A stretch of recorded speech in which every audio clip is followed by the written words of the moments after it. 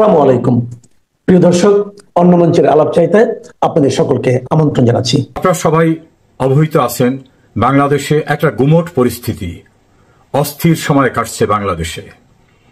বাঙালিরা দেশের অভ্যন্তরে, দেশের বাইরে, যে যেখানেই আছেন সেখানেই তাদের আলোচনার বিষয় কি হতে যাচ্ছে, কি হচ্ছে, কখন কি হয়ে যায় বাংলাদেশে। এরকম একটি আলোচনা সর্বত্র।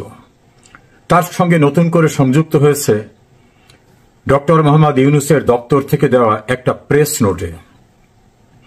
সেখানে ইনিয়ে বিনিয়ে বলা হয়েছে তারা নির্বাচন সম্পন্ন করতে চান যে কোনো মূল্যে, তবে যদি কোনোভাবে এখতিয়ার বহির্ভূতভাবে কেউ বাধা দিতে চায়, প্রতিবন্ধকতা সৃষ্টি করতে চায়, তাহলে সে বিষয়গুলি জনগণকে জানানো হবে, জনগণকে জানাবার পর জনগণকে নিয়ে পরবর্তী পদক্ষেপ নেওয়া হবে।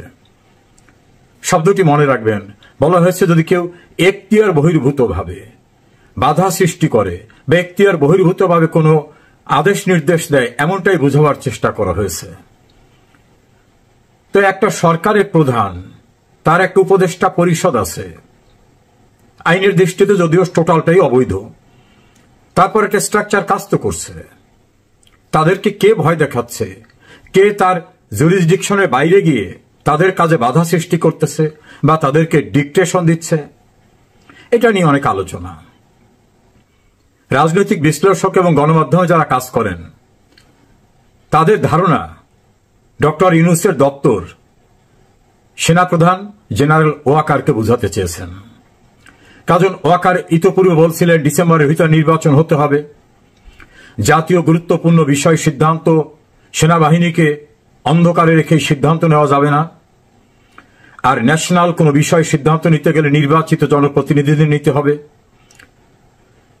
জাতীয় যে বিষয়গুলি, ন্যাশনাল বিষয়গুলি, সেগুলো নিয়ে অন্য কোন রকম কেউ কিছু করতে পারবে না, সেগুলো রক্ষা করতে হবে। এসবে বোধহয় ইউনূস বাহিনীর আতে ঘা লেগেছে। এ কারণেই তারা এখন এখতিয়ার বহির্ভূতভাবে বাধা দেওয়া হচ্ছে বা আরো বাধা দেওয়া হবে, নানা সমস্যা সৃষ্টি করা হবে, এরকম কথাবার্তা বলছেন। এখন এখতিয়ার কার কোথায়? বাংলাদেশে সশস্ত্র বাহিনীর অফিসিয়াল প্রধান হচ্ছেন সরকার প্রধান। কনস্টিটিউশনালি রাষ্ট্রপতি কখনো দায়িত্বে থাকেন, প্রধানমন্ত্রী দায়িত্বে থাকেন, প্রতিরক্ষা মন্ত্রী প্রধানমন্ত্রী থাকেন। বর্তমানে প্রধানমন্ত্রী নেই। খুব স্বাভাবিকভাবে রাষ্ট্রপতি হচ্ছেন সর্বোচ্চ অথরিটি। সশস্ত্র বাহিনীর দুইটা পার্ট, একটা সেনাবাহিনী প্রধান, অপর পার্টে নৌবাহিনী এবং বিমান বাহিনী প্রধান, সব মিলেই সশস্ত্র বাহিনী। তারাই তো ডক্টর ইউনূসকে বসিয়েছেন। 5 আগস্ট জেনারেল ওয়াকার নিজেই জাতির উদ্দেশ্যে দেওয়া ভাষণে বলছিলেন, আমার উপর আস্থা রাখুন, আমি দায়িত্ব নিলাম, অর্থাৎ যেন তিনি দায়িত্ব নিয়েছেন জাতির। তারপরে তারা সরকার গঠন করে দিলেন ইউনূসকে দিয়ে।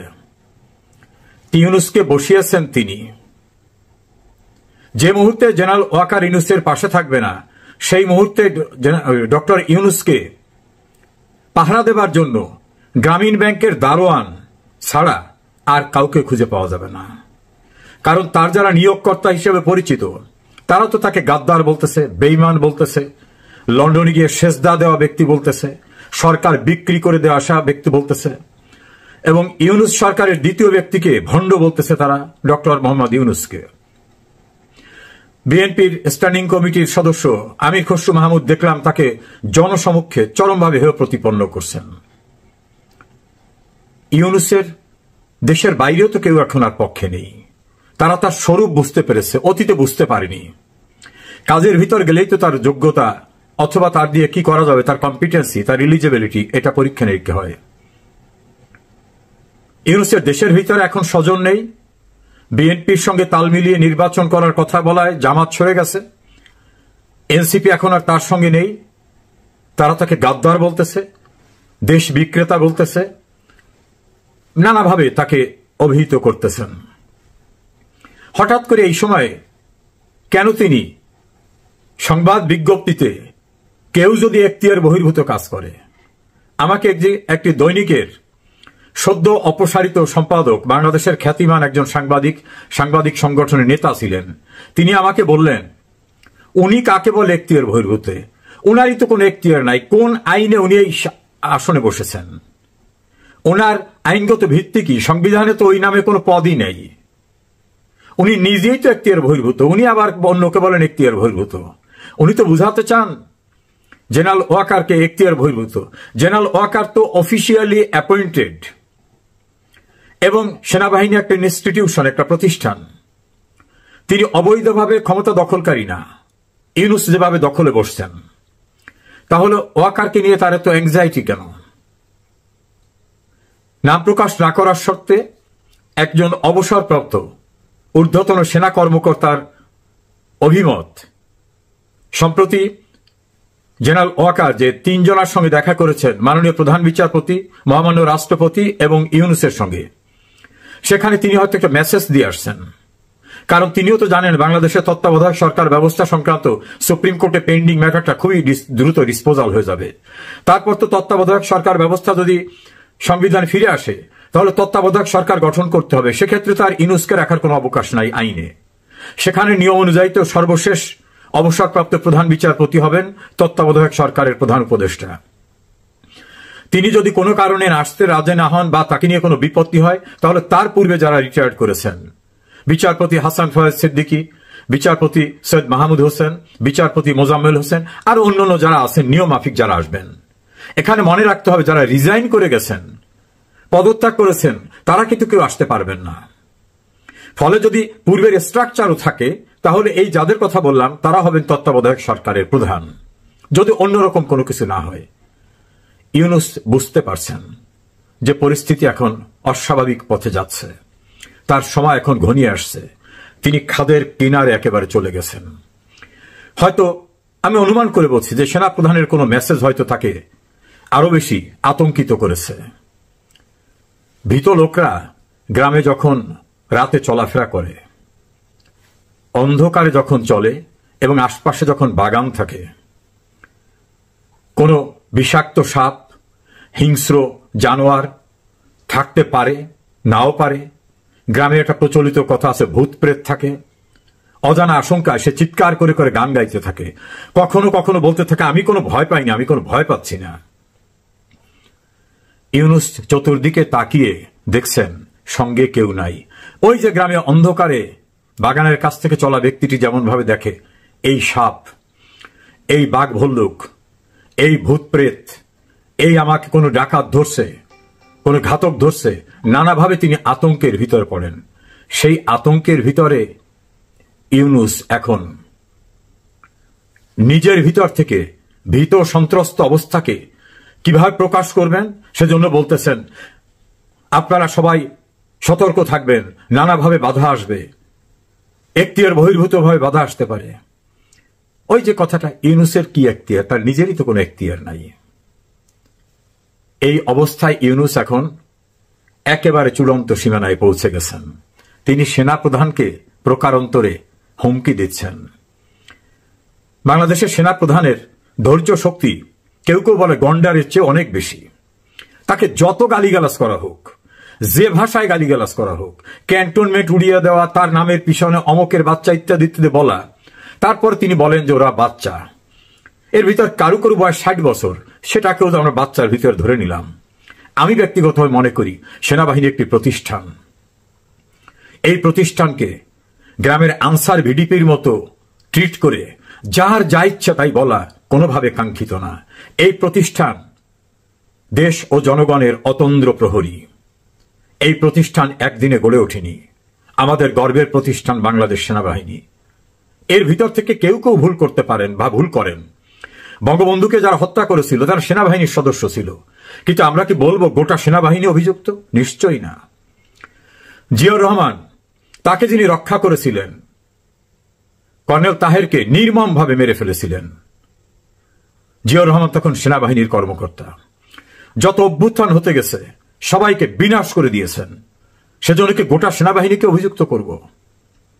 জেনারেল এরশাদ একই কাজ করেছেন। জেনারেল মঞ্জুরের হত্যাকাণ্ডের বিষয়টা আমরা কি ধরে নেব গোটা সেনাবাহিনী জড়িত? নিশ্চয়ই না।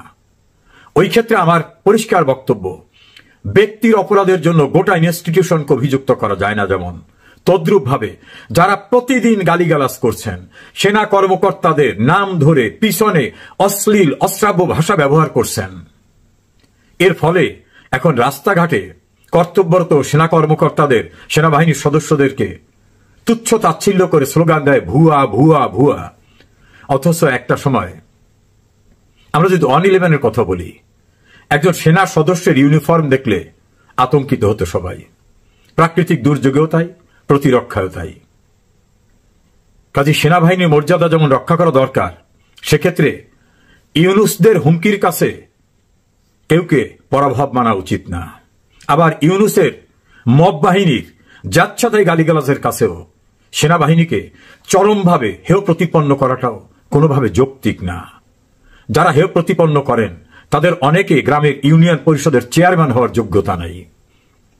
আমি জানি না কেন, কি কারণে সেনাবাহিনীকে এই গালিগালাজ করায় কোনো ব্যবস্থা না নিয়ে অন্যদেরকে প্রকারান্তরে কি উদ্বুদ্ধ করা হচ্ছে যে আমাদের গালিগালাজ করলে, আমাদের হেয় প্রতিপন্ন করলে কিচ্ছুই যায় এসে না। কনক্লুশনে বলা যেতে পারে, ইউনুস এখন চতুর্দিকে আতঙ্ক দেখছেন। নিজের কৃতকর্ম তো নিজে জানেন, যা কিছু করেছেন, যে নৃশংসতা, যে বর্বরতা, মব বাহিনী দ্বারা হত্যাকাণ্ড, আইন শৃঙ্খলা পরিস্থিতি ধ্বংস করে দেওয়া, অর্থনীতি ধ্বংস করে দেওয়া, বিচার বিভাগকে আজ্ঞাবহ করা, নানাভাবে নিজের স্বার্থকে সম্পূর্ণরূপে নির্লজ্জভাবে নিয়ে নেওয়া, অপরাধ বোধ হয় তার ভিতরে এখন কাজ করা শুরু হয়েছে। এ কারণে ইউনুস এখন প্রেস রিলিজে টেকনিক্যালি বৈধ প্রতিষ্ঠানকে অবৈধ হস্তক্ষেপের অভিযোগে অভিযুক্ত করার চেষ্টা করছেন। হুমকি কি ইউনুস দিচ্ছেন সেনাপ্রধানকে, নাকি সেনাপ্রধান ইউনুসকে চূড়ান্ত মেসেজ দিয়ে আসছেন?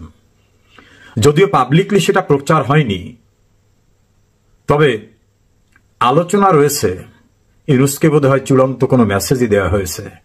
তারপরে থেকে ইউনুস এলোমেলো কথা বলছেন। অপ্রকৃতিস্থ হলেই নাকি এলোমেলো কথা বলে। ইউনুস কি ভীত সন্ত্রস্ত হয়ে এখন অপ্রকৃতিস্থদের মতো কথা বলছেন? খুব শিগগিরই বোধহয় আরো অবনতিশীল অবস্থা দেখা দিলে আমার মনে হয় অপ্রকৃতিস্থ ব্যক্তিদের জন্য যে ব্যবস্থা দরকার, সে ব্যবস্থাই হয়তো